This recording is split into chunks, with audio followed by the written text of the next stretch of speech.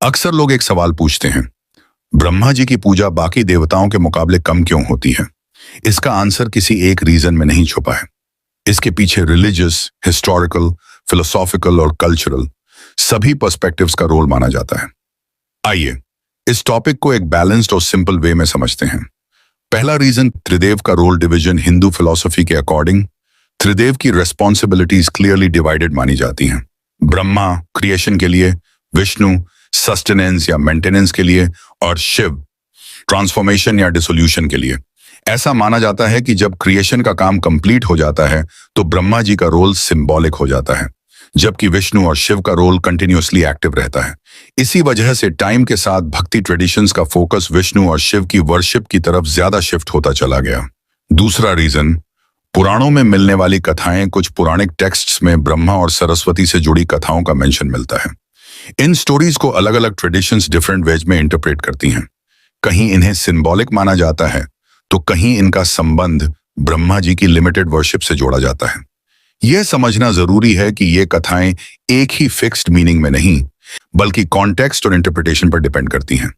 तीसरा रीजन, शिव से जुड़ी लोक मान्यता। कुछ रीजनल और फोक ट्रेडिशंस में एक बिलीफ मिलता है जहां शिव जी द्वारा ब्रह्मा जी की पूजा को एक सर्टेन लिमिट तक रखा गया माना जाता है। इसी लोक मान्यता के बेस पर लोग यह मानते हैं कि पृथ्वी पर ब्रह्मा जी के टेम्पल्स कंपैरेटिवली कम देखने को मिलते हैं, लेकिन यह एक फेथ बेस्ड बिलीफ है, ना कि कोई हिस्टोरिकल ऑर्डर।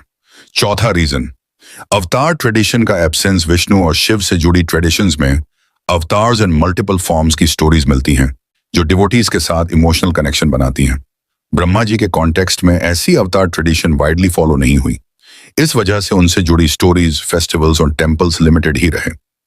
पांचवा रीजन, वैदिक और फिलोसॉफिकल व्यू। वैदिक लिटरेचर में ब्रह्म या ब्रह्मंड का मतलब कॉस्मिक कॉन्शियसनेस या अल्टीमेट रियलिटी से जोड़ा जाता है। कुछ स्कॉलर्स के अकॉर्डिंग ब्रह्मा एक प्रिंसिपल या पोजीशन भी माना जाता है, ना कि सिर्फ एक पर्सनल डिएटी। इसी फिलोसॉफिकल डिफरेंस की वजह से कई वैदिक ट्रेडिशंस में ब्रह्मा की मूर्ति पूजा पर फोकस कम रहा।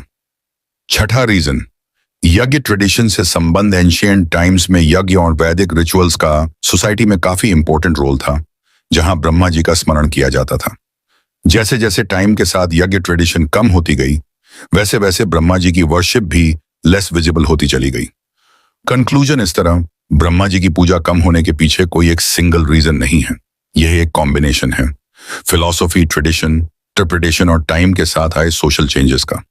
इस टॉपिक को समझने का बेस्ट वे है रिस्पेक्ट के साथ, एक बैलेंस्ड पर्सपेक्टिव से देखना, ना कि किसी फाइनल जजमेंट के थ्रू।